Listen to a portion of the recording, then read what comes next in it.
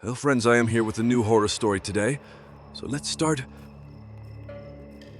In the quiet suburban neighborhood of Willow Creek, nestled among rows of neatly manicured lawns and white picket fences, stood a house that seemed to hide a sinister secret. It was an unassuming structure, its faded blue paint chipped and weathered, but there was something unsettling about it. A darkness that lingered within its walls, hidden from the prying eyes of the world. The house belonged to the Henderson family, who had moved in just a few weeks ago. Mark Henderson, a tall man with a stern face and deep-set eyes, had been eager to make a fresh start after the death of his wife. His two children, Sarah and Tommy, were still adjusting to their new surroundings, but Mark hoped that the move would help them heal from the pain of losing their mother. As the days passed, strange occurrences began to plague the Henderson household. Objects would go missing, only to reappear in odd places hours later.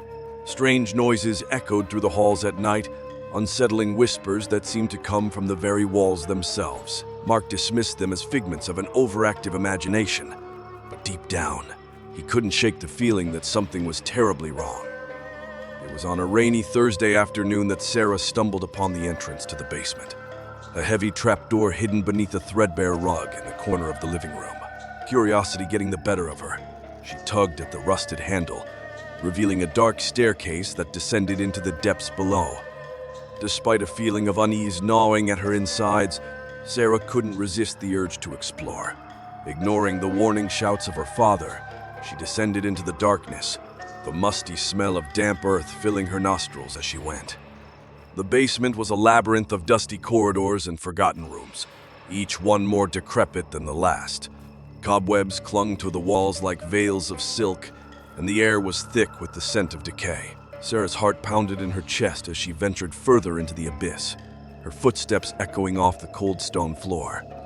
It was then that she saw it, a flickering light at the end of the corridor, casting long shadows against the walls. With trembling hands, Sarah approached, her pulse quickening with each step. As she drew closer, the source of the light came into view, a single candle burning on a makeshift altar, its flame dancing in the darkness like a beacon of hope.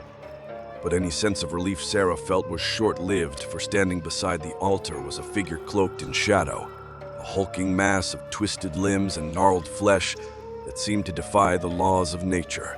Its eyes gleamed with malice as it turned to face her, a grotesque smile spreading across its twisted visage. Sarah tried to scream, but no sound escaped her lips. Paralyzed with fear, she watched helplessly as the creature advanced, its long fingers reaching out to claim her soul. But before it could touch her, a voice echoed through the darkness, a voice that seemed to come from the very depths of the earth itself. "Leave this place," it whispered, its words echoing off the walls like a chorus of the damned. "Leave or suffer the same fate as those who came before you." With a sudden burst of courage, Sarah turned and fled, her heart pounding in her chest as she raced back towards the safety of the surface.